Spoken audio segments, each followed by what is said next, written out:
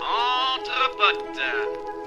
Un podcast désopilant présenté par Martin et Charles. C'est qui ça? C'est qui ça? Martin et Charles. Oh là là. Mais où sont-ils que je leur crève les yeux? Qui ça? Martin et Charles. Je commençais à me fatiguer. Y a pas quelques soissons avec de la bonne soivre? Permettez-moi de vous préciser poliment que vous êtes de pauvres petits plim-plim. Ces amuse-bouches m'ont mis en appétit. Salut les zigotos, les zigotas. Vous êtes bien sûr Entre Potes, votre rendez-vous détente et bonne humeur du lundi. Entre Potes, c'est un podcast qui aurait pu s'appeler Entre Amis, Entre Frérots, ou Entre même chats. Entre chats, ou même Entre Srabs. Mais Entre Potes, c'est tout simplement la réunion de deux potes, Martin et Charles. Je suis Martin, je suis ton pote. Et je suis Charles. Et je suis pas ton pote. D'où tu me regardes comme ça? Je suis pas ton pote, moi. L'émission est terminée. Le podcast s'arrête là. Charles, comment ça va? Ça va tu m'as super. l'air excité comme un animal microscopique qui saute Ouais, exactement. Extrêmement haut. Le mec essaye de faire de froisser aucune espèce animale et tout. Bah Attends, ouais, si écoute, je dis puce, on va m'accuser de pucisme. Genre. Exactement. Tu sais qu'il y a très peu. Je crois que c'est Navo. Tu sais qui est Navo? C'est le mec qui a écrit Bref, qui travaille avec Kian Kojandi. Ouais. Qui disait en fait il y a très peu d'insultes qui ne froissent personne. Ouais, tout à fait. Quand tu dis évidemment le FDP, Oui, alors moi, qui n'est pas le. Comment tu disais tout? le filou diablement polisson. Non. Le fiefé de politicien. Parisien. Ça terminait par parisien. Ah bah genre Filou de parisien. Filou de parisien. Ouais. Voilà. Donc le FDP froisse forcément. Ah bah bien sûr, la communauté. non, mais le FDP, le FDP c'est une insulte à la fois sexiste et voilà. et classiste sur la prostitution qui Plutôt est forcément phobe. voilà exactement. Mmh. Mais malheureusement qu'on garde, et c'est pour ça que moi j'aime bien jouer avec cette insulte en disant FDP, mais non, mais je parlais pas du tout de ça, c'est filou de parisien ou fiefé de politicien. Fiefé de politicien. Ouais. Avant de commencer, j'ai une question à te poser. Ouais. À ton avis, de quelle couleur serait un caméléon qui saute en parachute? Un caméléon qui saute en parachute, cela là, alors ça dépend de la couleur du parachute quand même. Parce que Et la couleur du harnais plutôt. Pour moi, le caméléon qui saute en parachute, alors non, il a un mini harnais, il a un tout petit harnais, le caméléon qui saute en parachute. Ouais. Donc il est légèrement kaki camo au niveau Sur les épaules. du harnais, et sinon il est en fonction de la météo, il est entre le bleu ciel et le grisaille, voilà. Voilà. Et alors, est-ce que la toile du parachute, c'est vrai, la toile du parachute, c'est souvent des trucs un peu flashy. En creux, la question que je te pose, c'est quelle est la couleur de l'air? Évidemment, tu l'auras compris. Ah non, moi je suis parti, je suis En tombé. creux, la question que je te pose, c'est quelle est la couleur de ton string? Catherine. C'était Catherine. Non, en fait c'est pas Catherine. C'est Tu sais quoi? Catherine, ouais. Mais j'ai compris ce mot bien plus tard. Avec, Alors, recontextualisons, on parle de Ragastring Stringcolor. Stringcolor. What's Stringcolor? Et moi j'ai toujours cru que c'était Catherine qui est la couleur de ton string. Il parle à une meuf qui s'appelle Catherine et lui demande la couleur de son string. Mais non, c'est Catherine. Ouais. Mais moi j'avais une autre interprétation, c'est que je pensais que Catherine, c'était une façon de dire Catherine en créole. Et ben non, c'est c'est vrai, c'est ça. Je pensais que c'était un truc vaguement américanisé. Et ben non, c'est Ça veut dire c'est une façon de ouais, mais même je crois que c'est aussi une comment on appelle ça, une ethnie de la Réunion, ou en tout cas de. Ça prend tournant raciste. Ouais, bien sûr. Non, mais c'est. Est-ce que tu veux pas te fact-checker? On sait que tu es le fact-checker de l'émission. Le mec va dire un truc raciste. Vérifie quand même ce que tu veux dire. Mais non, mais Catherine, ça fait référence à un type de population. Tu vas fact-checker. Pendant ce temps-là, je meuble évidemment avec un message publicitaire. Carvin. Carvin, c'est une ville agréable et dynamique où installer son entreprise, c'est facile et c'est possible grâce à Philippe Kemmel. Philippe Kemmel. Alors, Catherine, la Réunion, femme ayant des origines d'Afrique australe. Et voilà. Et du coup, c'est bien ça qu'il dit. Catherine. Il veut sa petite Catherine. Quelle est la couleur de ton string? S'il est bleu, c'est pour tes yeux. S'il est rouge, c'est pour que tu bouges. S'il est blanc, c'est excitant. S'il est jaune, c'est que tu as des fuites urinaires, hélas. Je vais me diriger vers blanc. Non, c'est pour les roses, c'est pour que tu oses aussi. Pour que tu causes. Pour que tu causes ou pour que tu oses? Je crois que c'est pour que tu causes. Bon là, on va pas fact-checker la chanson Catherine, couleur de ton string. Oui, il tient à son algorithme impeccable. Non, pas du tout. Mais alors, Ragastring, moi j'ai une anecdote que tu connais peut-être pas, où les amis auditeuristes découvriront peut-être ça. Le groupe s'appelait Ragastring, le tube s'appelle Stringcolor, mais Le groupe Rega String est à l'origine d'un autre tube qui est sorti peut-être un an plus tard, l'été suivant, qui s'appelle La Ficelle. Donc on notera une certaine constance sur le... Je rappelle que tu n'as pas réussi à trouver Sting, alors que je pensais clairement, j'ai parlé vraiment de La Ficelle. Merde, Raga Sting. Raga Sting. Raga Sting. Every breath you take. Alors, effectivement, à Florent Paninier, d'urgence. Ouais. Mais avant ça, je te propose un autre jeu. Ouais. Ça te dit ? Ouais. Est-ce qu'on se ferait pas un petit fact-checking de la chiasse ? C'est parti. C'est parti. Petit bout de chasse d'eau.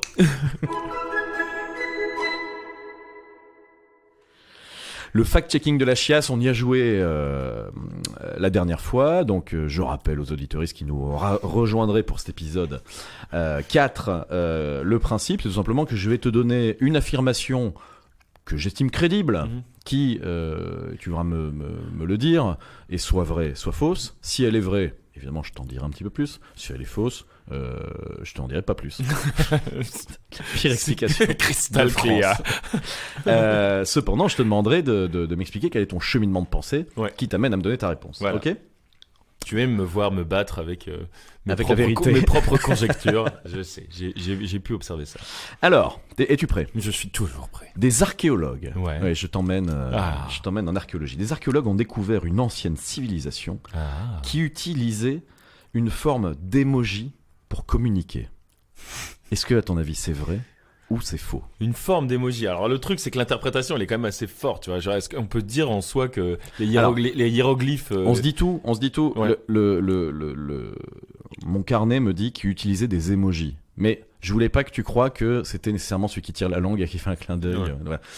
L'idée, c'est bien qu'on ait une forme primitive d'émoji, voilà, découverte par des archéologues. Alors, j'ai pas la date de la découverte. Est-ce que c'est donc ça veut dire que ils ont découvert que dans une forme de langage, il y avait, parce que c'est quoi le rôle de l'émoji, c'est de véhiculer une émotion par une image. À mon avis, on est sur quelque chose de symbolique qui représente une émotion, voilà, ou un c'est symbole. Ça. Ouais, exactement. Et qui aujourd'hui peut clairement être apparenté aux émojis qu'on connaît. Et donc ta proposition, c'est que c'est une découverte récente, c'est qu'on connaissait pas cette civilisation. Ouais, c'est ça. Ouais. Il y a eu une découverte récente qui montre que une société primitive utilisait les émojis pour... Alors, est-ce que ce qui est récent, c'est que c'est la découverte totale de cette civilisation ? Oui. Ou qu'ils utilisaient les émojis ? Non, c'est la découverte récente. Ah, ça c'est plus compliqué parce que comment ça se fait qu'on serait passé à côté d'une civilisation et d'un coup on la découvre et en plus ils avaient déjà les moticrottes. Bon, écoute, j'en sais rien du tout. J'aime bien l'idée. Moi, j'ai envie d'y croire. Tu vois, j'ai envie de te dire, l'archéologie a encore des choses à nous révéler. Et si en plus c'est pour savoir que il y avait des émojis pêche. Ouais. Mais je pense que pour le coup, en fait, finalement, si on tire le fil, je pense que dans toute forme de langage, on a pu avoir des émojis. Donc je pense que l'info croustillante là-dedans, c'est est-ce qu'il y avait vraiment une nouvelle civilisation ou pas, quoi. Est-ce qu'elle était, elle utilisait des genres de pseudo-hiéroglyphes ? Eh ben, je veux le savoir, Martin. Ouais, mais tu pars sur un vrai, on va dire. Bien sûr, c'est dans le cadre du jeu. Bon. Ouais. Écoute, c'est faux. L'indice, c'est que je me suis très mal défendu sur les explications. J'ai rédigé ça un peu à la va-vite, que j'avais peu de détails à t'apporter, mais effectivement, j'ai trouvé ça crédible. Tu es tombé dans le piège. Ouais. Mais je pense que ce qui oui, mais par contre, je suis d'accord avec ta conclusion de dire que on peut apparenter les hiéroglyphes ou toute forme symbolique d'expression graphique à l'emoji. Non, mais du coup, en fait, le truc croustillant, vrai ou faux dans tout ça, c'est savoir est-ce qu'il y a toute une période culturelle de l'humanité à côté de laquelle on était passé et qu'on a été découvert récemment. Ouais. Tu utilises les émojis, toi ? Peu. Modérément ? Modérément, ouais. Modérément, ouais. C'est lequel que tu utilises ? Enfin, ou lesquels ? Parfois j'utilise le... Alors, c'est pas du tout radiophonique. Grosso modo, il vient de se saisir les joues. Le cri de Munch.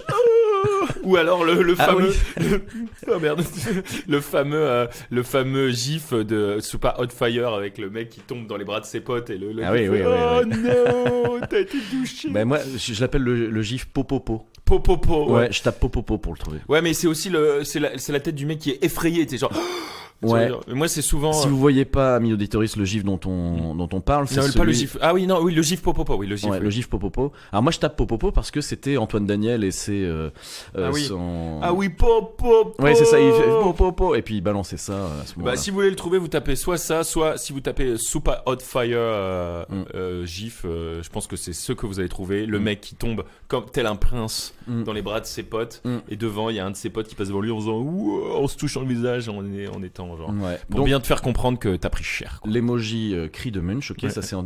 Ça, Pas, c'est pas d'emoji cœur. Oh, un petit Ça peu, peut arriver. si, un petit bisou. Non, si. À ton ouais. banquier quand À même. mon banquier quand j'ai besoin d'une rallonge. Non. Si, un petit peu d'émoji cœur, bisou, mais ça on est limite. Oui, si c'est vrai, je vais rajouter des. Est-ce que tu fais partie de ceux qui écrivent encore point virgule parenthèse pour faire un clin d'œil, mais pas en emoji, en smiley? Non. Et je te parle pas du petit trait du 6 où là vraiment il faut avoir 55 ans pour le faire, mais je te parle vraiment du... Ah non, moi je mets le petit trait du 6. Un fondamentaliste de... Non, moi écoute, j'ai 55 ans, merci, ça me fait plaisir. Je me suis toujours interrogé. Eh ben, ça fait le lien avec notre épisode. Je suis un faux jeune sur le numérique. Je mets une barre du 6. Je suis un vieux en puissance sur le comportement, sur les comportements. Je t'ai dit, moi je suis web.1.1, 1.0. Je suis jamais passé au web 2.0. Je suis un... Les auditoristes sont fous de rage sur le chat en direct, c'est faux. Nous sommes tout à fait en différé. C'est un podcast. En 2016. Ouais. Ah mais non, j'ai déjà fait une ville en Alaska et il y a eu un chat comme maire honoraire. Oh là là. Alors, Stubbs, si tu nous... Petit bisou. Un joueur de baseball professionnel Ouais. a été suspendu pour avoir utilisé une batte en crotte d'éléphant séchée lors d'un match officiel. Est-ce que c'est vrai ou est-ce que c'est faux? Un joueur de baseball. Alors, est-ce que ça s'est passé en Inde? Non, aux États-Unis. Ah, d'accord. Ouais. Aux États-Unis, le joueur, je peux te dire son nom, c'est Sammy De toute Sosa. façon, je fais n'importe quoi. L'Inde, c'est le cricket, c'est pas le baseball. Donc j'ai fait un... Oui, je crois qu'il joue au baseball aussi. Ah ouais, ok. C'est Sammy Sosa. Et on est en 2003. Le mec est solide. Il me sort les anecdotes, enfin les éléments qui concordent à l'anecdote. Donc il a utilisé une batte en crotte d'éléphant séchée. Oui. Et il a été puni pour ça. Lors d'un match officiel, Ouais. et ça a été c'est considéré comme de la triche. Bien sûr. Ouais. Pour une raison que j'ignore. Là, en l'occurrence, j'ai pas mesuré la densité de. Non, mais parce du que matériau. c'est pas du matériel c'est pas du matériel officiel. C'est juste ça. Tu vois, t'as pas le droit Tu peux d'utiliser. venir avec ta propre batte. Mais oui, tu peux pas venir. Et je pense Avec que ta batte géante. je pense que là, ce qui est saugrenu, c'est qu'il a utilisé de la crotte. Mais s'il l'avait fait avec un matériau non, comment on dit ça? Non fécal. Ouais, mais non, mais tu sais, Non agréé. non homologué. Non homologué. C'est le Tout terme à que je fait, tout à cherchais. fait, ouais. C'est juste que c'est pas homologué, donc voilà.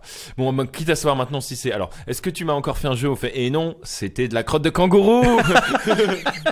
Tu t'es trompé, Charles. Bouh. Est-ce qu'un mec.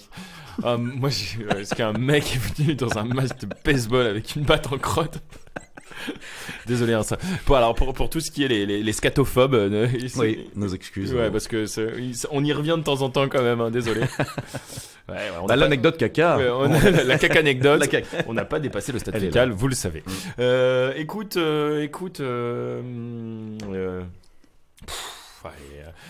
Moi je dis toujours oui en fait à chaque fois. Je dis oui à toutes les anecdotes et puis donc une fois sur deux j'ai bon, une fois sur deux j'ai tort.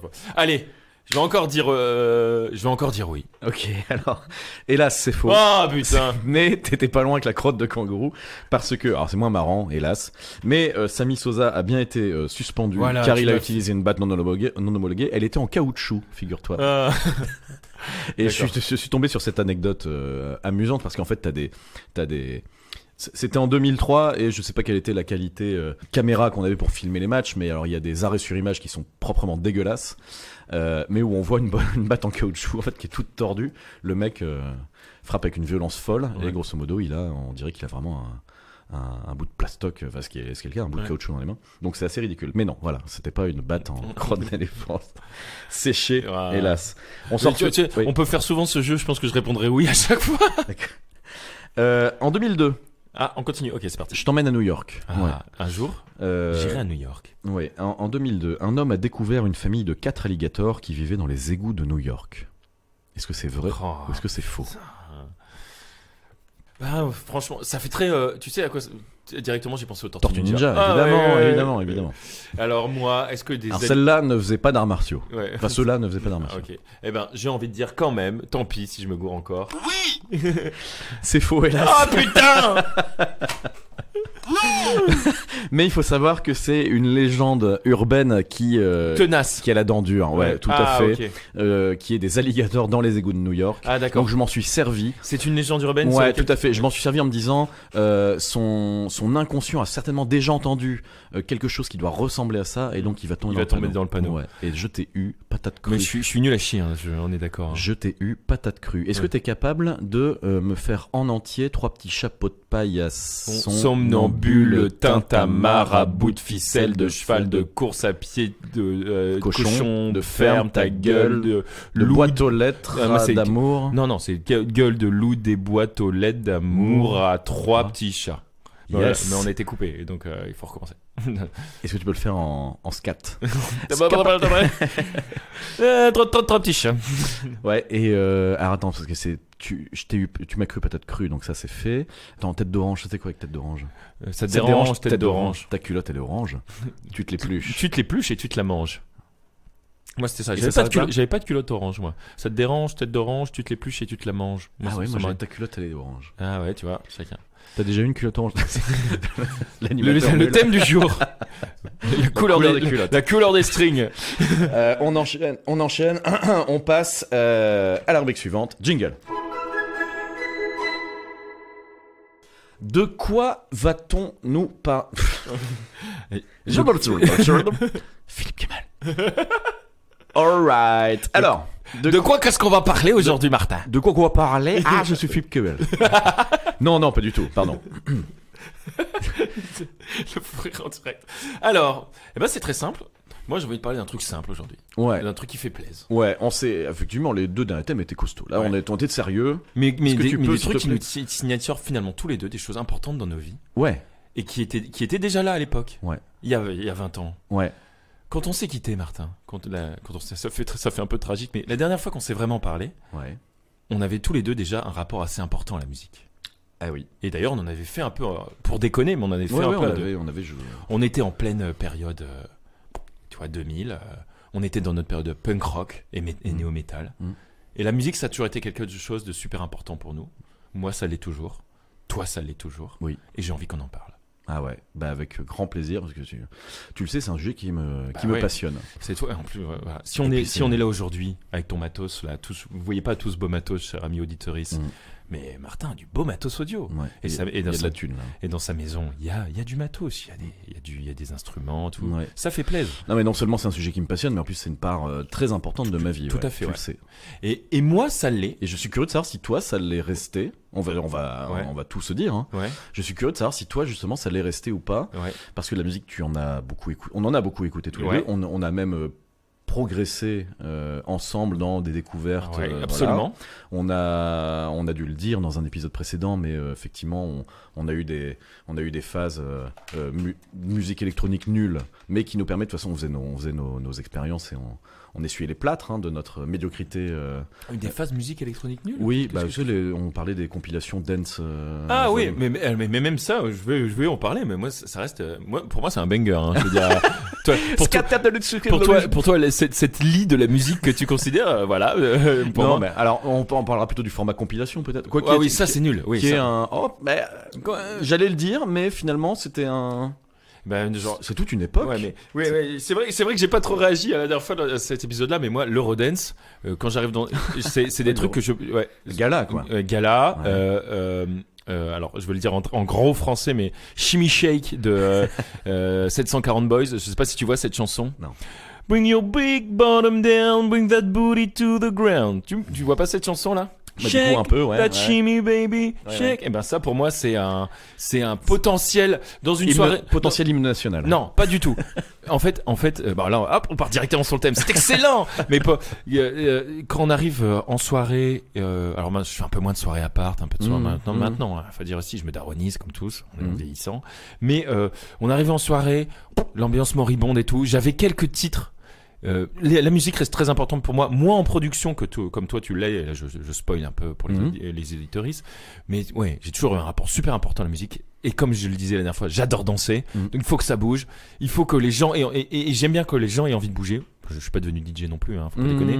Mais pour moi, tu parlais de ton rapport à la danse. ouais, voilà, fois, exactement, c'est ce que je dis. Ouais. Et donc, allez, on met un truc qui ambiance, on met un truc qui bouge. Et pendant une période, et surtout avec les gens de notre génération, parce que voilà, je sortais certains trucs comme ça quand ça partait sur des trucs un peu moribonds, qui peuvent être cool à écouter, mais c'est pas à 2h du mat, c'est pas le moment de se faire une rétrospective de je sais pas quel artiste méconnu.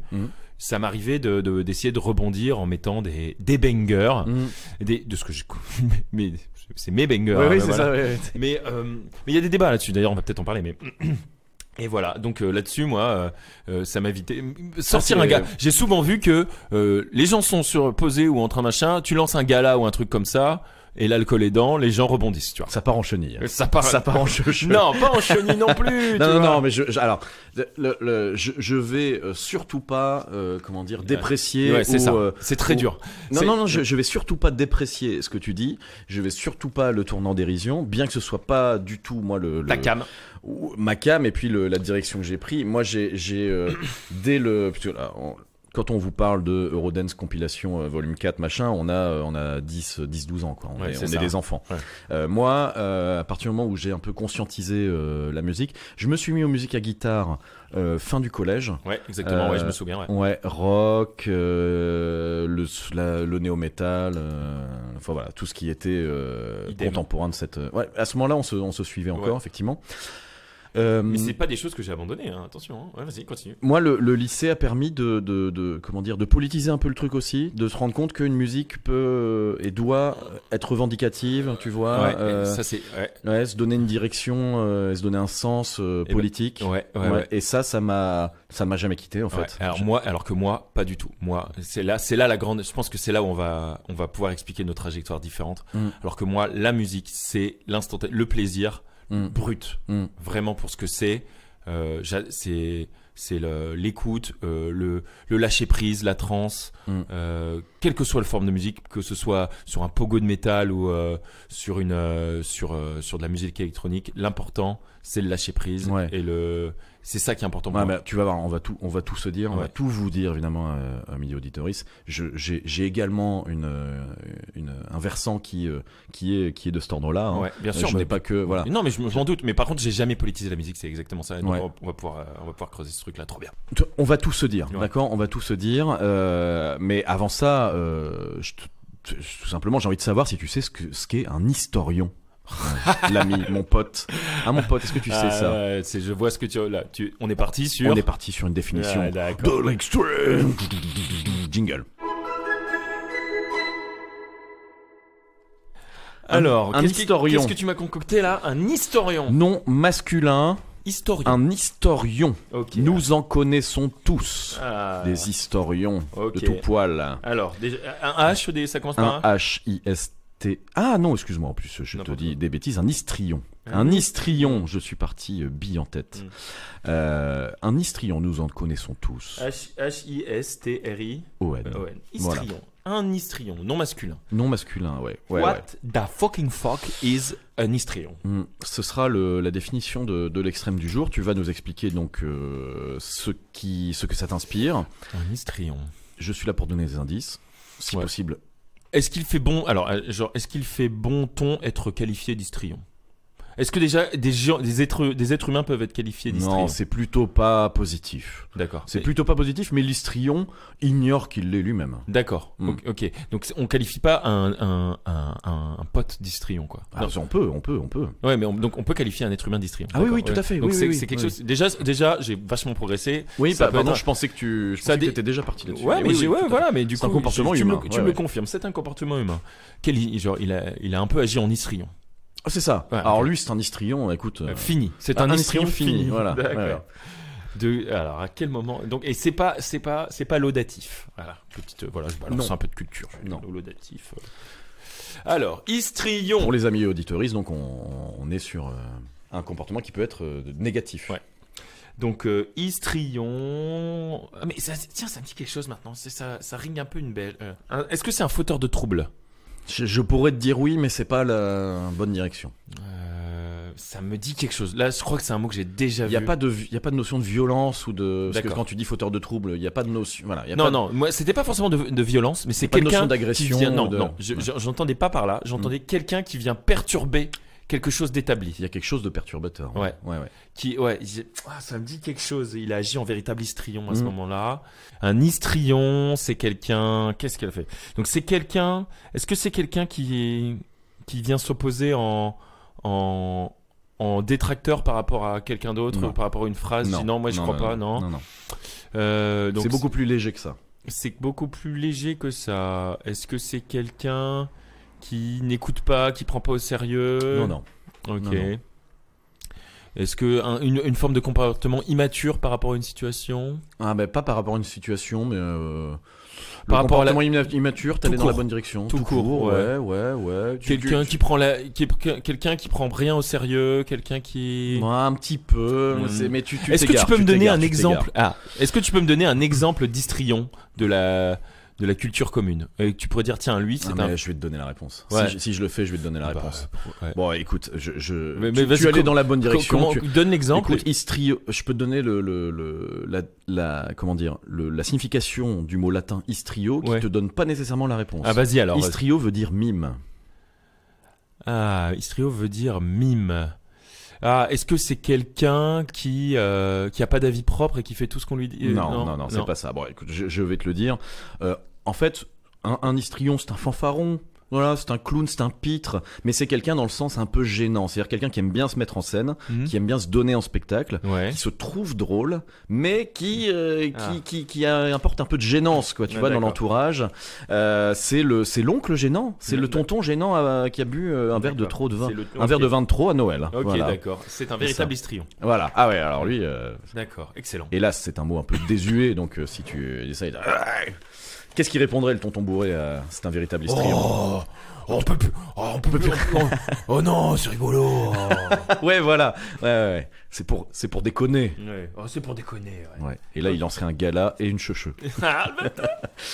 Je plaisante, Jugement de évidemment. valeur. Je plaisante. Histrion, si t'arrives à nous caler ça dans la discussion qui va suivre, évidemment, tu remportes le prix phénoménal d'un t-shirt Posey. Car Posey, c'est la marque des mecs Posey. On les salue. Sponsor. Mon ami James de Bruxelles. C'est une vraie marque. P-O-W-S-E-Y. Ouais. .be, car ce sont des Bruxellois. Ouais. Rendez-vous sur ce site merveilleux. Et en attendant, on part tous les deux sur Le thème le tronc central Ouais. de cet épisode. dont tu as fait la transition toute trouvée en me revanant sur Gala. Évidemment, et ayant précisé auparavant que je ne te tracherai pas sur ce sujet-là. Jingle. C'est parti. On y est. Ouais, mais ce que tu viens de dire juste avant, là, que tu ne me tracheras pas sur le sujet, je pense que c'est. Moi, dans les sujets musicaux, on essaye souvent de pas être dans le jugement de valeur, et c'est très dur de pas être dans le jugement de valeur. Parce qu'en fait, je pense que dans la musique, on y met toujours un peu ses tripes. Et quand bien même on dit poliment, non, mais ok, t'écoutes ça, je comprends, moi, c'est pas ma cam, mais je comprends.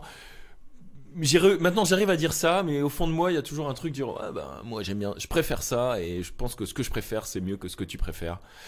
Bon, on évolue par rapport à ça, mais Évidemment, je suis d'accord. Quand je dis que je te tracherai pas, je voulais avoir un petit disclaimer qui dit si jamais je te trache. si jamais je te trache, C'est c'est pas pas méchant. pour blesser, Ouais. c'est pour rigoler. Mais c'est dur, hein. Moi je trouve qu'il y a souvent des discussions passionnelles sur la Ouais. musique. Oui, mais- c'est vrai. Mais aussi parce que la musique on y met de la passion, tu vois, et c'est un peu le rapport à ce que je disais. Moi, c'est les moments où on se lâche. En fait, c'est les moments où on est dans l'émotion brute, on est dans le lâcher prise. Et quand les gens disent, voilà, moi par exemple. J'aime pas trop la musique latino, les trucs.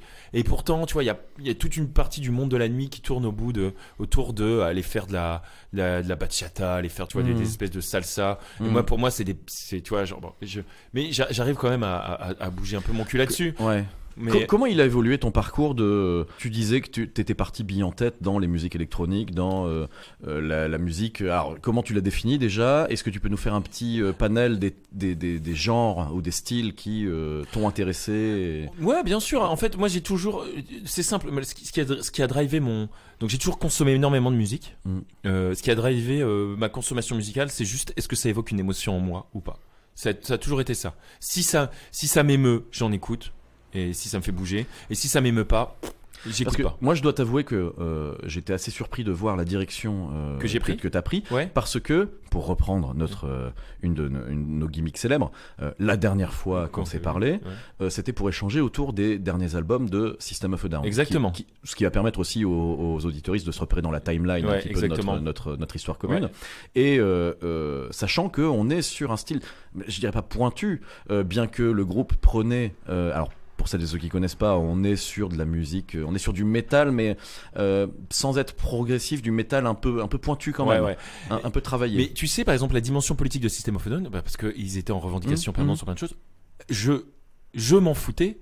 Et je crois que je m'en fous toujours. D'accord. Moi, vraiment, l'aspect politique de la musique, c'est pas quelque chose qui me parle. Moi, c'était la puissance, la création vocale, les chants mélangés de Serj Tankian et d'Aaron Malakian qui me faisaient vibrer. Ouais. Et c'était vraiment de l'émotion brute. Et le fait que peut-être que ça donne une coloration autre à la musique aussi, l'engagement politique, mais c'est pas ça qui me drivait. Moi, ça a toujours été secondaire dans ma consommation. Moi, ce que je voulais dire, parce que je veux pas tout de suite aborder ce sujet-là, ce que je voulais dire, c'est que c'est symptomatique d'une musique à instrument quand même. C'est-à-dire que c'est de la musique pour musiciens. Ouais. C'est pas 4 accords, c'est pas nirvanesque, sans porter de jugement de valeur sur le groupe Nirvana, mais qui était connu pour avoir 4 accords barrés et partir dessus avec quelque chose de brut. Je dis pas simple, je dis brut. On était là dans une musique beaucoup plus complexe, une musique à instrument. Toi, c'est un moment en plus où tu prends la batterie comme instrument, où t'apprends à jouer la batterie. Même avant. Ouais. Et c'est là-dessus qu'on en était resté. Ouais, on en est resté là-dessus. Et je pense pas que les choses soient contradictoires. Par rapport à, pourquoi je t'ai parlé de ce rapport à qu'est-ce que ça évoque en moi, ça a été le truc le plus important. Et dans le reste, dans ma consommation de musique, j'ai toujours aimé et ressentir des émotions fortes en musique. Ouais. Il faut qu'il y ait de la puissance, ou il faut qu'il y ait de la mélancolie, il faut qu'il y ait quelque chose de très apaisant. Et ça m'a amené à écouter des choses aussi variées que du métal, du reggae ou de la dub très très apaisante. Ça, c'est aussi des sons que j'adore, tu vois. Et de la musique électronique qui me met dans des états de transe et de lâcher prise très fort. Ça a toujours été ça. Et en fait, est-ce que juste dans tous les styles que tu viens de lister, qui sont tous très variés, voilà, qui ont ponctué ton parcours, est-ce que tu peux nous faire le distinguo entre ce que t'écoutais au casque dans la rue et ce que t'écoutais en live? Eh ben, il y en a pas. Mais si, parce que tu m'as dit que tu n'allais pas au concert de musique saturée, de métal, etc. Eh ben, j'en ai fait quand même des concerts de métal. J'ai été voir aussi, je te le disais, j'étais voir Children of Bodom en concert. Bon, ça, c'est un groupe qu'on n'a pas partagé parce que c'était un peu plus tard. Je l'ai découvert en cours de mes études et là, on commençait déjà à perdre contact. Et voilà, moi, grosse puissance et grosse mélodie de ce groupe, j'adorais, c'est tout. Et il y avait quelques concerts parce qu'à l'époque, ils passaient encore en concert et je les ai vus à l'Élysée-Montmartre, je les ai vus aussi à la Villette. Je sais plus comment ça s'appelle, la boîte de la salle l'aéronef, non, je sais plus. Ah non, c'est ça, Lille. Tu vois, excuse-moi, je fais une. Mais en tout cas, j'allais les voir et avec plaisir. D'accord. Et en même temps, j'ai aussi vu même époque Groundation. Groupe que j'adore, vraiment. Et encore une fois, et j'aime pas tout le reggae. Et alors, pareil, la dimension politique du reggae, désolé, mais je m'en fous. Enfin, vraiment, moi, c'est pour ça que j'aime Groundation et un peu à l'époque Tikenja Fakoly et pas d'autres groupes parce que moi, c'est la mélodie, la basse et la rythmique. Ouais, et d'ailleurs Groundation est un groupe un peu atypique de reggae parce qu'ils sont très techniques, très qualitatifs et moi j'adore ça que le reggae un peu locali machin, moi ça me plaît, ça m'intéresse pas du tout quoi. Voilà. D'accord. Et donc pas de distinguo entre de la musique que j'aime consommer en live non, et je peux écouter et ça perturbe un peu les gens parce que je peux écouter la musique soit très violente, soit très calme au réveil ou ou en live ou machin. Après, j'ai quand même eu, je dois avouer, je mets un addendum un addendum à tout ça.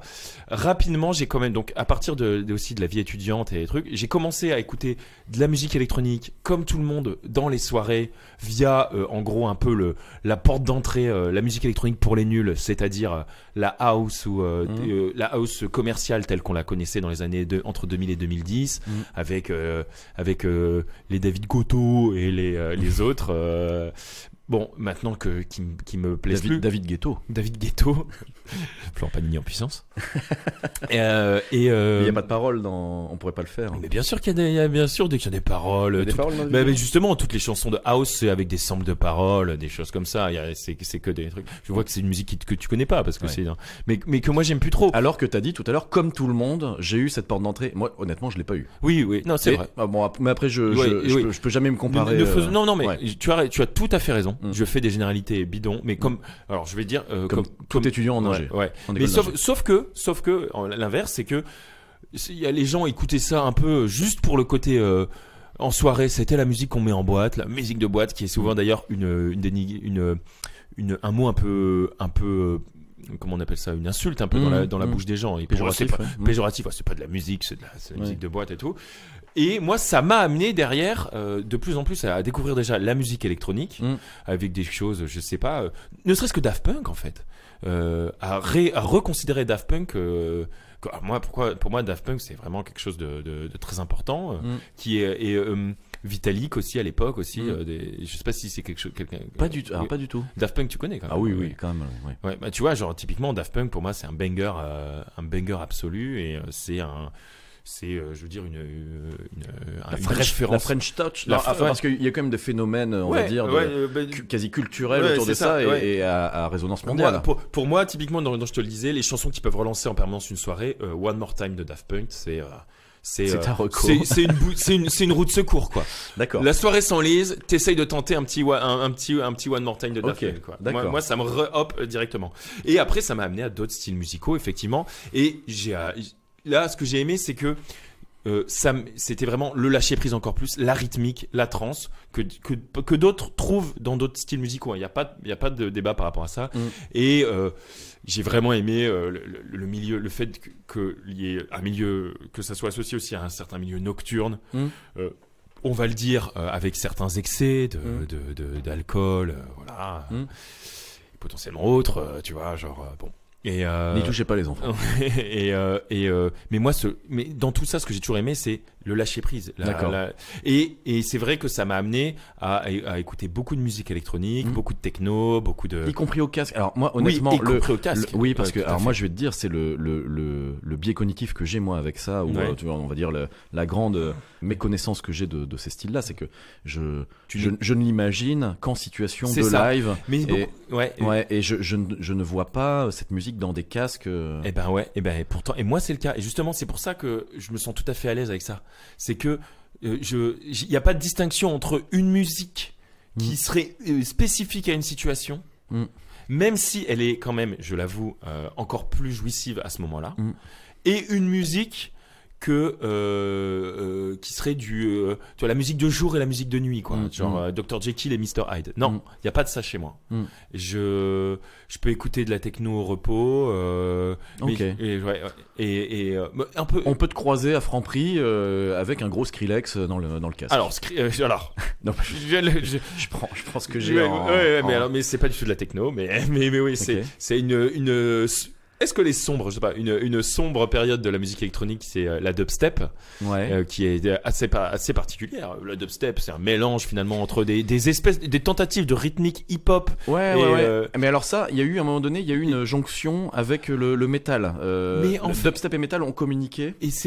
Et moi, j'y suis allé un petit peu je suis allé sur ce terrain-là en passant par les musiques à guitare. Et c'est là où je voulais en venir aussi. Un truc que tu disais tout à l'heure, c'est qu'il y a pas alors il y a quand même par exemple entre Groundation et puis la techno, il y a quand même il y a quand même des écarts. Mais je pense que tous les styles musicaux, là je vais dire un poncif de la culture musicale, mais tous les styles musicaux se communiquent les uns avec les autres. Et on l'a bien vu, je trouve. Un bon exemple, mais je fais partie de la masse, hein, d'une certaine façon. Toute la musique électronique et notamment la house était pas tant valorisée que ça dans les années 2000. Il y a eu l'Eurodance dans les années 90. Les années 2000, on était plus sur du rap et du hip-hop, en tout cas dans le mainstream en France. Et les 2000-2010, on a eu l'irruption de la house dans la pop musique et dans le hip-hop. Et je pense que le climax de ça, c'est David Guetta et les Black Eyed Peas. Là, t'avais Mais alors, David Guetta produit de la... Ah, parce que là, honnêtement, ça va être une grande méconnaissance, je suis désolé, hein, des musiques électroniques.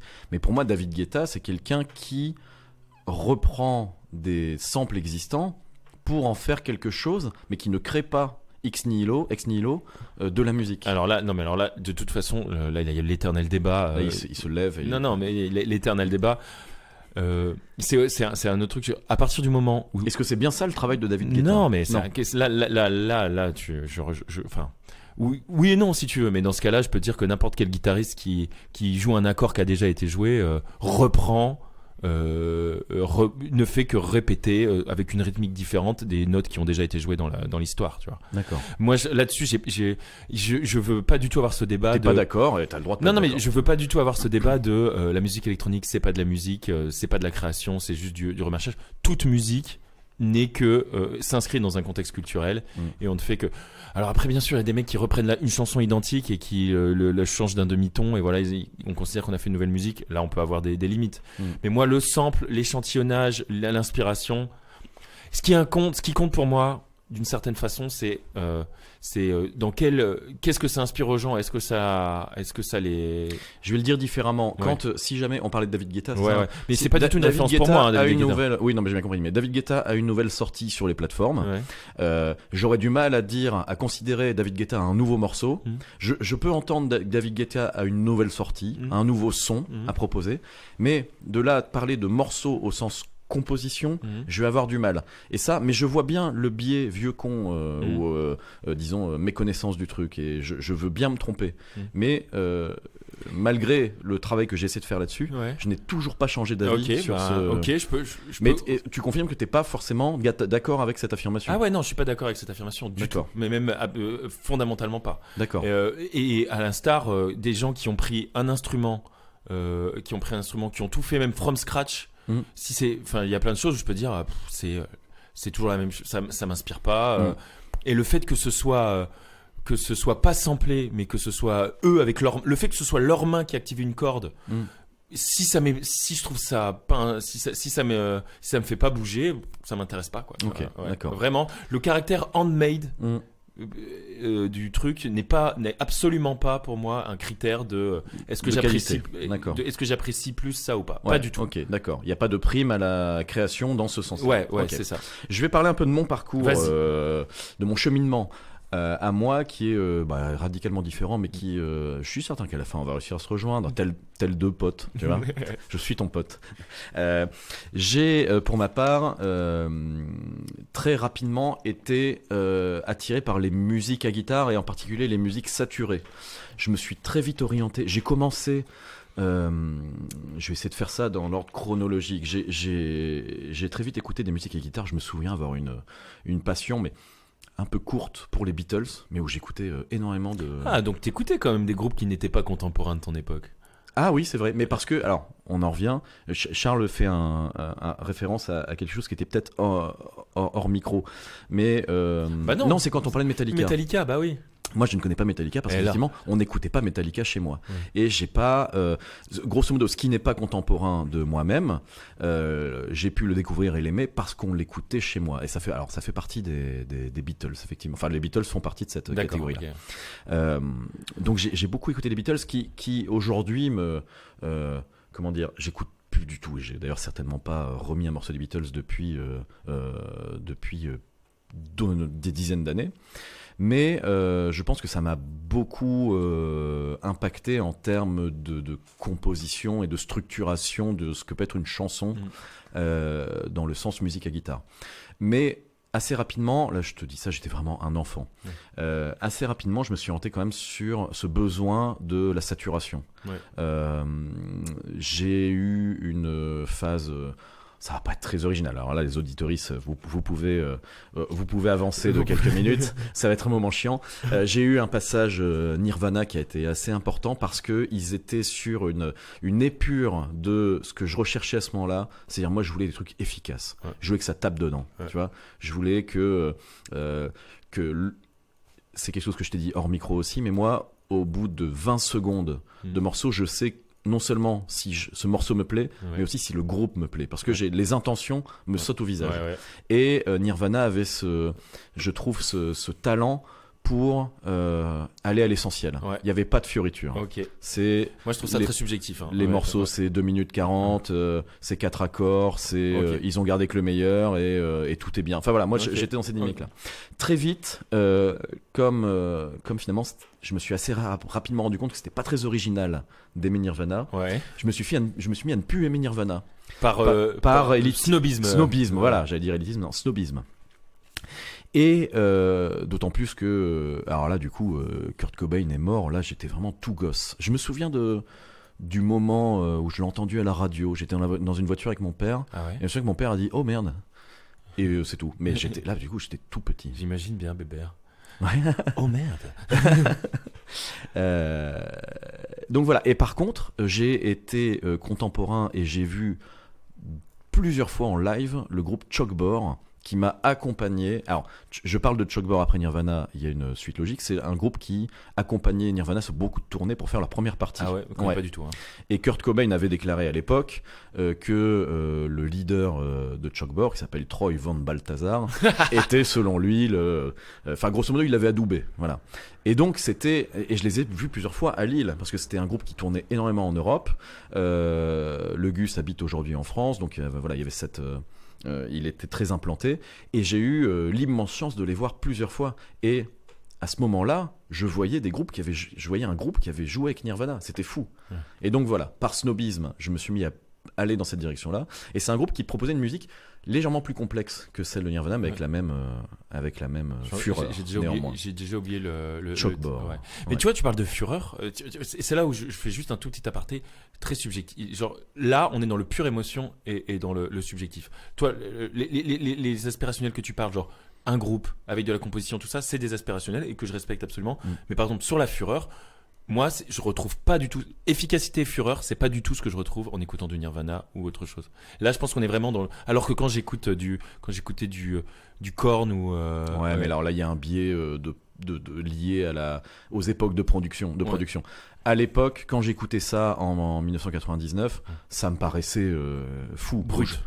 Aujourd'hui, si j'écoute si j'écoute un morceau de Nirvana, je m'emmerde clairement. Ah ouais, ok. Ah mais alors j'adore. Merci, ça me fait très plaisir ce que tu dis. Et c'est super beau de ta part. Effectivement. Bravo. Moi, je lis beaucoup le travail de production, mais inconsciemment par contre. Je l'ai pas tout de suite. Je me souviens que mon père, quand j'achetais mes disques, il les écoutait pas. Quand j'achetais mes disques à moi, quand j'achetais les Limp Bizkit, quand j'achetais Blink 182, parce qu'après je suis parti sur. Je suis devenu moins snob. Enfin, quoique c'était un peu du snobisme à l'époque, parce que ça restait un peu indé quand même, bien qu'aujourd'hui ça remplisse des zéniths et que ce soit de la pop culture pure. Je me souviens que mon père, il écoutait pas du tout ce que j'achetais, mais il regardait les petites lignes derrière les CD pour voir où c'était enregistré et qui avait produit, qui avait mixé, qui avait masterisé, parce qu'il y avait des fois des ponts avec d'autres groupes plus anciens que lui pouvait écouter. Mais mon père a toujours été quelqu'un qui était très dans le coup aussi.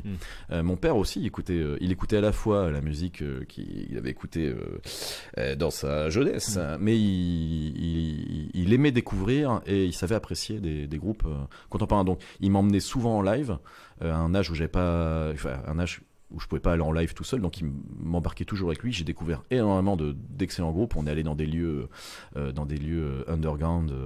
Voilà, donc j'ai eu cette chance-là de pouvoir découvrir.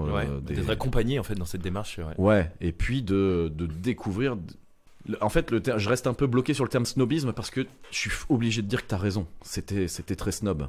Mais en même temps, moi j'adorais être snob. Mais oui, mais en fait, si c'était ça ton kiff, c'est une forme de kiff actuel. Et en plus, c'est pas gênant parce que t'es capable déjà non seulement de le formaliser tel quel, et même de dire de revenir en disant ces prods là maintenant je les trouve moins puissantes, voilà. Moi ce qui m'a toujours agacé c'est le comportement de dire voilà, le meilleur de la musique a déjà été fait, c'est ça. Ah oui, genre, alors, tu là, vois, non, le rock, ouais. le rock, il y a que ça qui compte. Tout le reste n'est qu'une copie et les gens machin. Ne parlons et souvent ça va de pair même avec ce rapport sur et ne parlons même pas de la musique électronique ou là on est même plus dans la musique. Ouais. Tu vois genre et toi t'es pas du tout dans cette démarche là. Bah non. Le meilleur est à venir. Ah ouais tout à fait. Ouais. Et puis il y a quelque chose qui fait que j'aurais beaucoup de mal, à moins d'avoir un lien, soit un souvenir de live, parce que les souvenirs de live ça peut aussi créer une histoire avec les groupes. Bien sûr, t'as des émotions de live. Ouais, soit un lien tout simplement historique avec un groupe parce que j'écoutais quand j'étais gosse. Voilà. Aujourd'hui, quand je découvre quelque chose, il faut que la prod soit au rendez-vous. Je ne pourrais pas, et là je fais le pont avec ce qu'on se disait dans un épisode précédent, je ne pourrais pas aujourd'hui apprendre à aimer Metallica, c'est absolument impossible. Ouais, quand l'album qu'on écoutait. Voilà. Mais c'est surtout un souci de prod, c'est un souci de façon dont on pose sa voix, parce qu'il y a des placements qui sont très connotés, qui sont très datés, je trouve.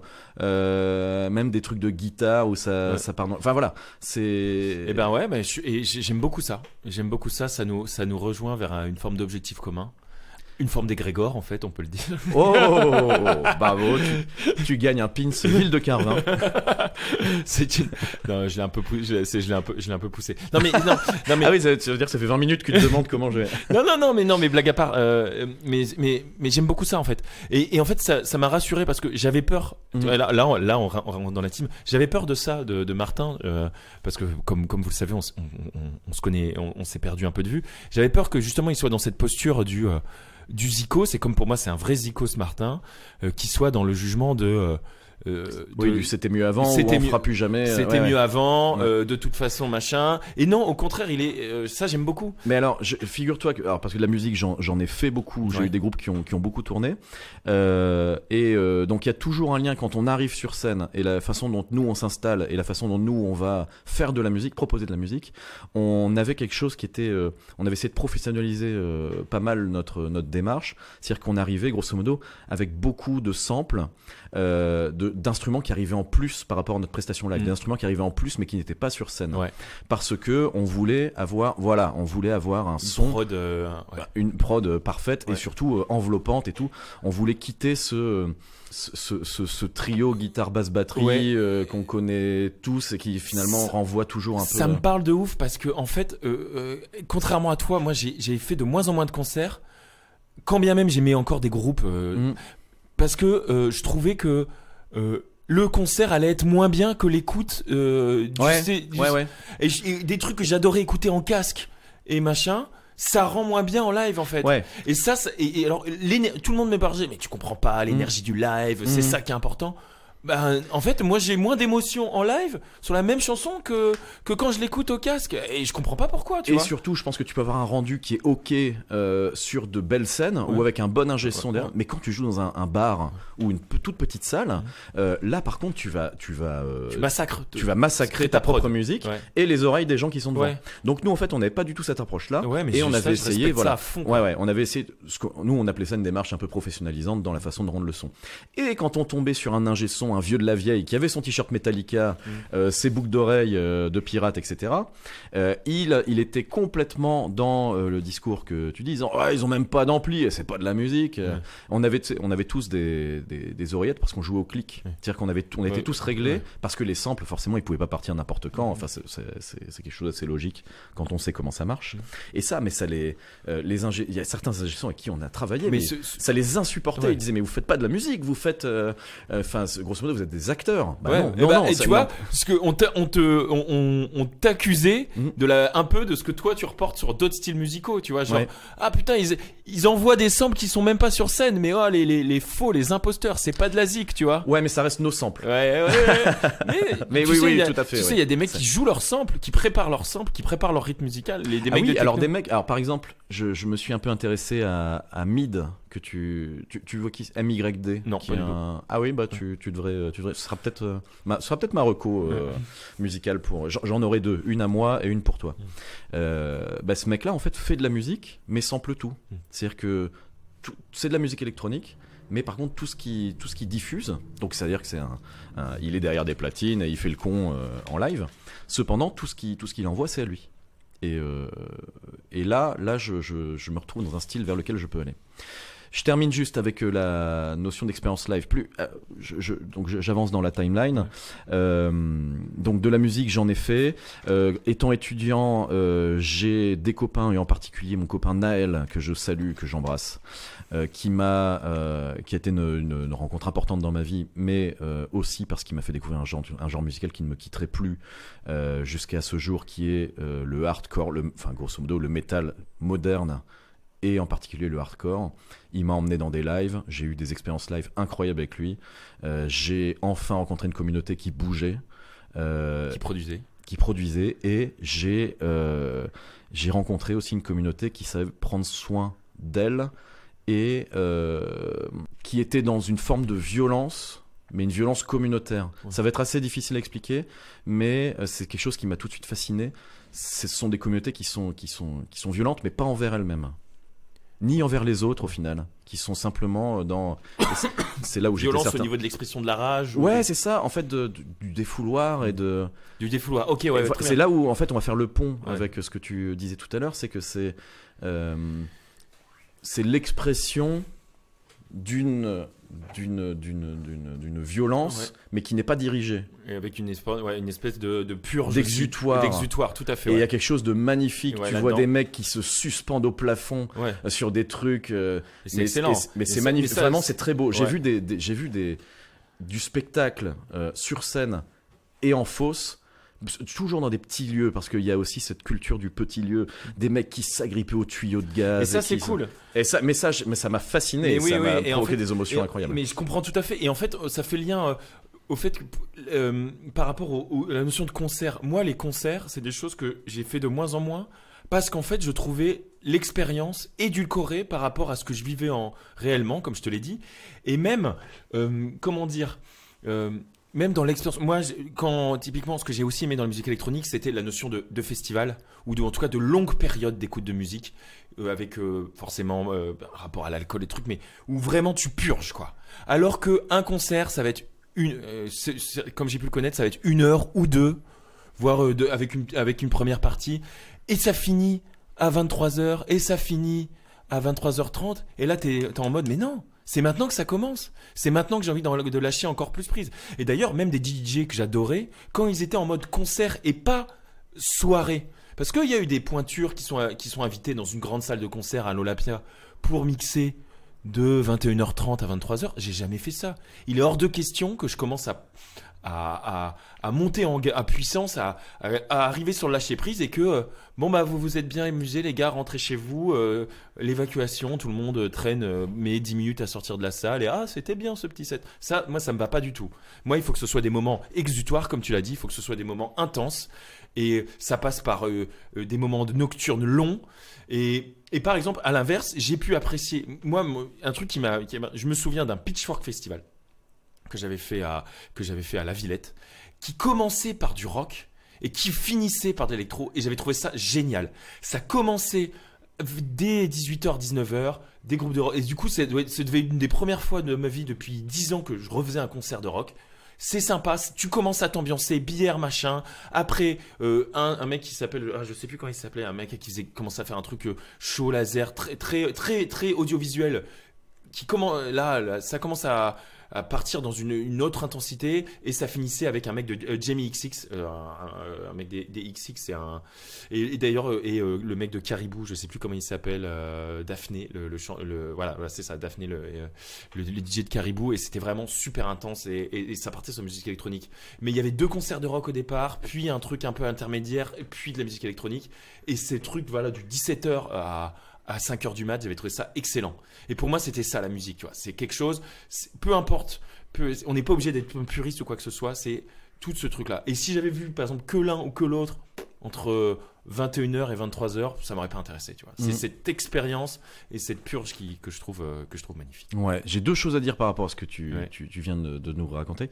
C'est d'abord contrairement à ce qu'on pourrait penser, la notion d'alcool dans les concerts que je décris, qui m'ont foutu une claque, l'alcool n'est pas forcément très présent, et il y a même une branche de hardcore violent qui s'appelle la branche straight edge, qui ne consomme pas d'alcool. Ouais, je comprends tout à fait. Ouais, mais qui par contre est certainement la branche qui exulte plus en live. Il y a ça pourrait aussi être une recommandation. Il y a un concert qui est absolument mythique d'un groupe qui s'appelle Have Heart à Boston, qui est un groupe straight edge extrêmement connu, qui fait son concert d'adieu, et la vidéo est en live intégrale sur YouTube. Il faut la regarder. C'est une marée humaine de violence pure, et il n'y a pas un seul milligramme d'alcool dans tout ce qu'on voit. Et se le dire, en fait, c'est fascinant. Ouais. C'est de se dire que vraiment ça met en avant une espèce de rage.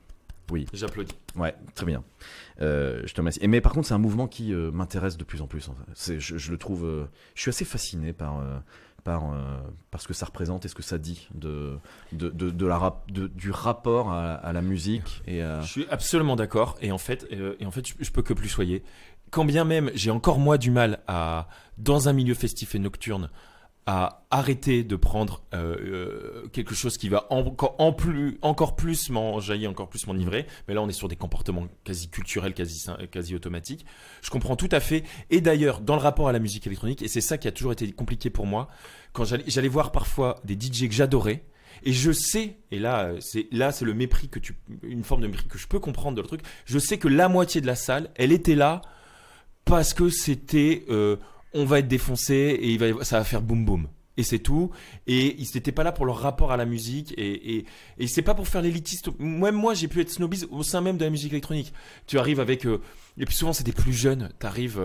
c'est assez dur. Hein. T'arrives dans un truc que t'avais envie de voir, ce mec-là. Et t'as des mecs de 16, 18 ans. Tu sais même pas s'ils comprennent ce qu'ils écoutent ou pourquoi ils le font. Et c'est pas du tout pour être dans le jugement. Mais... tu sais bien que eux, dans 4 ans, ils vont se dire bon, c'est fini les conneries. Maintenant, je vais réécouter Georges Brassens et c'est terminé. Et puis eux, ils pourront te dire la techno, non, mais ça c'est juste ou la musique électronique, non, mais ça c'est juste quand t'es petit parce que t'as envie de boire et d'avoir un principe pour être défoncé, mais c'est pas de la vraie musique. Et non, et en fait, je pense que d'autres gens pourraient dire ça. Et d'ailleurs, je pense de plus en plus, j'aime aller dans des endroits et je sors de moins en moins, mais où ben ouais, c'est ça. C'est pas il y a l'alcool. Le but c'est pas de se défoncer la gueule. Avoir un prétexte musical pour se défoncer la gueule. Non, c'est d'exulter sur la musique et d'apprécier et faire l'expérience de pas boire aussi. Ouais, c'est très bien. Et d'ailleurs, je vais essayer ça. Il y a un truc qui existe apparemment et je vais essayer d'aller sur des formes de danse, tout ça, et de rapport à la musique sans aucune forme de substance qui altère ta perception. Est-ce que je peux t'improviser un Florent Panini ? Vas-y. Quand une femme part faire du sport, elle m'enfile avant d'aller sur le port pour tenir ses roploplos. Oui, ses roploplos. Georges Brassière. Oui. Écoute, depuis que tu as prononcé le mot Georges Brassens, je te regarde dans les yeux, je te fixe. Mais j'écoutais à peine. Ouais. Je devrais réécouter cet épisode pour comprendre ce que tu dis. Ouais. Ça fait plus d'une demi-heure qu'on parle de ça. On va clôturer le sujet. Ça m'a fait très plaisir. J'ai adoré cette discussion. On reprendra, si tu es d'accord. C'était le thème. On va dire que là, on a abordé la musique qu'on écoute et qu'on vit. Ouais. On reprendra dans un épisode futur la musique telle qu'on aime la jouer. Okay, ça marche, la production musicale passée, présente et future. Ça te va? Ça me va très bien. Ouais. En attendant, et si on porte sur un petit jeu? Un petit jeu, c'est Marty. C'est parti, jingle. J'ai dit c'est Marty. C'est Marty McFly. Le mélange de Martin est parti. Alors c'est Marty. Très bien, on va innover. Je vais te surprendre. Ah. Moi, je m'attendais à du Florent. Je m'attendais à du Florent Panini. J'avoue. Tu voulais faire un petit Florent Panini? Tu nous as teasé un peu sur le Florent Panini. Cela dit, je dis ça. Il était improvisé. J'ai dit ça et je ne les ai pas préparés. Bon, voilà. Pour la prochaine, on promet du Florent Panini. Nous savons, à nos amis auditeurs. Nous savons que vous adorez ça. Vous nous l'avez dit en commentaire. Ouais, bien sûr. Le chat, écoute, le chat est survolté. Ça sub de partout. Merci. Merci pour le sub. Merci Kemel. C'est le prénom de Monsieur Kemel? Alors là maintenant je vais te laisser te démerder en live. Patrick? Mais c'est Philou. Philippe. Mon pote, je suis venu avec ceci. Ah, je crois que je connais ça. Tu crois que tu connais. Shabada. Shabadabada. Shabadabada. Ouais. Une petite boîte de jeux. Alors, voilà, un jeu de société. Mais de je société te rassure, j'y ai jamais trop joué. Non, mais de toute façon, ça va être extrêmement simple. Je cherche la société pour les citer quand même. Compact Game Vocal Audio. Voilà, édition de la Haute Roche. Shabadabada, c'est un petit jeu de société de cartes qui donne simplement, tout simplement des mots au hasard. Et toi et moi, on va devoir. Alors, c'est un des rares jeux où on va pouvoir jouer tous les deux en même temps. Nous allons devoir trouver une chanson qui contient ce mot, d'accord, et forcément le chanter pour l'illustrer. Est-ce que tu es d'accord? Ouais. J'ai du français, j'ai de l'anglais. On peut faire les deux. On peut faire les deux. Et j'allais te demander si le mot en français peut être traduit en anglais. Mais non, si c'est un mot français, non, c'est en le français. mot. C'est le mot. Est-ce que t'es prêt? Est-ce que t'as compris le jeu? Ouais, j'ai compris le jeu. C'est ok. parti. De toute façon, on s'en fait un test. Ok. Ouais. Pour l'instant, on compte pas les points. Ouais. C'est parti avec le mot pleurer. Pleurer, bien sûr, c'est sûr qu'on en a. Alors. Pleurer. Et j'ai crié, Aline, pour qu'elle revienne. Et j'ai pleuré. Bravo. Pleuré. Alors Aline, et c'est Christophe. C'est Christophe, tout simplement. Ouais. L'excellent Christophe, parti trop tôt, puisque je crois qu'il est décédé il n'y a pas si longtemps. Il est décédé en 2020, quelque chose comme ça. Je ne serais bien incapable de dire la quelconque autre chanson de ce. Toutes nos pensées. Oh si, les marionnettes. Les marionnettes. Ah oui. Eh oui, effectivement. Alors, c'est super de jouer à deux parce qu'on va être complémentaires, c'est trop bien. C'est parti. Ouais. Nous partons avec le mot bleu. Je lui dirai. Mais c'est Christophe aussi. C'est ça, bah c'est oui, Christophe. je crois aussi. C'est un spécial Christophe ce soir. Vous êtes bien sur Radio Christophe. Excellent. Ok. On l'a eu en même temps. C'est pas parce que tu m'as entendu chanter. Bravo. Ah non, c'est vraiment en même temps. Parfait. Encore. Ouais. Let's go. Chemin. Je viens du sud. Et par tous les chemins, j'y reviendrai. Alors c'est qui celle-là? Un peu trop vif. C'est qui ça? C'est qui ça? Chimène Badi. Oui, Chimène Badi. Mais à l'origine, c'est une reprise de, je sais pas, j'imagine, Claude François ou un autre mec problématique. On part avec Amour. Bon là, il en a l'air plein. Amour. Alors, c'est sûr qu'il y en a. J'essaye de trouver. Alors, ça, j'en ai. Dans chez Piaf, il doit y avoir. Que je t'aime, oui, que je t'aime. Quand on a fait l'amour. Quand on a que l'amour. Quand on a que l'amour.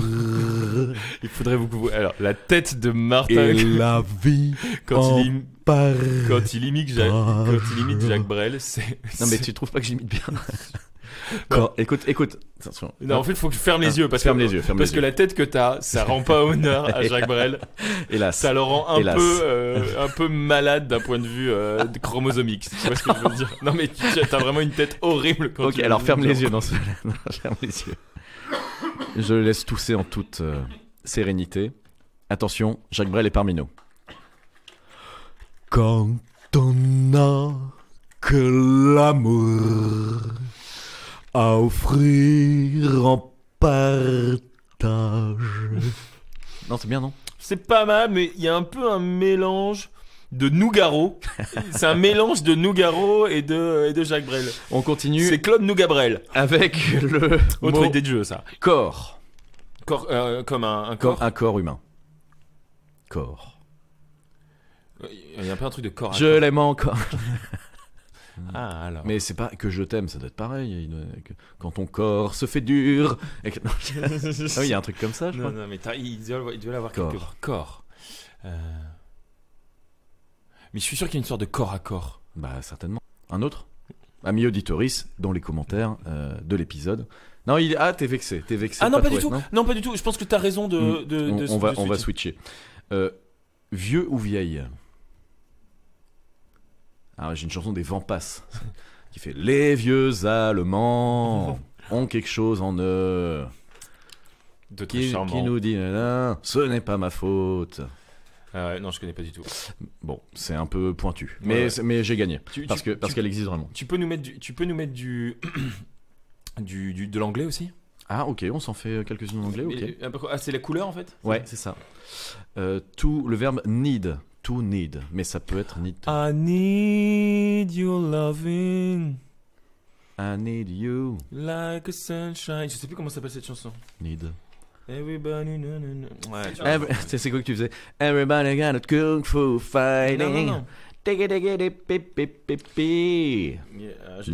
que pour gagner le point, il faut être capable de dire Non, pas l'interprète, mais au moins chanter la bonne chanson serait pas mal. Non, mais ça c'est sûr que. C'est sûr. Ouais, mais par contre, t'aimerais bien référencer ton. Ouais, et ta puis victoire. non, mais même pour être, parce que juste un vague souvenir, ça va pas. Il faut qu'on soit capable, comme un peu dans un blind test. Il faut qu'on soit capable de sortir soit un interprète, soit le nom de la chanson. D'accord. Là, je suis capable de sortir ni l'un ni l'autre, mais je suis sûr. I Need Your Loving Like the Sunshine. Voilà, c'est une vraie chanson. Artiste Mark, tu vois, j'ai incapable de le dire. Mark and Cloud. On est sur Something in the way. Nirvana. D'accord, ok. Bah, du coup, c'est bien, ça colle avec ce qu'on s'est dit avant. Le nom de la chanson? Something in the way, je pense. De toute façon, le mot something, on l'a forcément. Something. Time after time. Pam, pam, la, la, Mais en fait, la, on est en la. compétition là ou pas? Non. Ah, parce que sinon, il nous faut un buzzer, tu vois. Parce que moi, j'avais aussi un truc, tu vois. Moi, Vas-y. Moi, Moi, c'était Queen, là, en l'occurrence. Ah. Moi, j'avais justement un truc que je t'ai fait écouter hier qui s'appelle Caught Somewhere in Time de Iron Maiden sur l'album éponyme qui s'appelle Somewhere in Time. Mais est-ce que tu peux le chanter mais avec... Somewhere... avec la voix d'Iron Maiden? Ah, bah, c'est super dur. Ah, bah oui. Mais avec sa voix de... Genre, je vais la faire à ma sauce. Vas-y. Caught somewhere in time. Avec, tu sais, avec ces... Les vers se sont brisés ici. Caught somewhere. Mais en plus, je le fais bien plus aigu parce que la perception qu'on a de l'anglais d'une octave au-dessus est tout à fait... Enfin, c'est un peu dur. C'est vrai qu'on parle de manière plus aiguë, mais dès qu'on essaye de chanter en anglais, ça monte, moi, je trouve. Ok. Un dernier? Un dernier. Français ou anglais? Français, allez. Allez, un petit français. Main. La main. Donne-moi ta main et prends la mienne. Mais oui, l'école est finie. Et ça part en cheveux pour ce... Allez. Non, je n'oublierai pas les recommandations. Cette fois-ci, on part sur des recos en lien avec le thème d'épisode. C'est parti. Si t'y parles, slibard. Jingle. Les recos, eh ben moi je les ai à peu près toutes verbalisées. Je vais pouvoir les redire pendant. Je les ai verbalisées pendant le débat du tronc central. J'y vais parce que je vois que tu réfléchis en même temps. Ouais. Tu as l'œil brillant. Ouais. Moi, je vais recommander plusieurs choses. Je vais recommander un artiste que j'écoute peu, mais qui à chaque fois que j'ai tenté l'expérience m'a impressionné et qui en plus a une DA, notamment pour sa mise en scène dans les clips ou pour tous les visuels qu'il utilise, que je trouve génial. Il s'appelle Myd, M-Y-D. Alors c'est étonnant de recommander quelqu'un que j'écoute peu, mais je trouve que c'est sa façon de faire qui me plaît.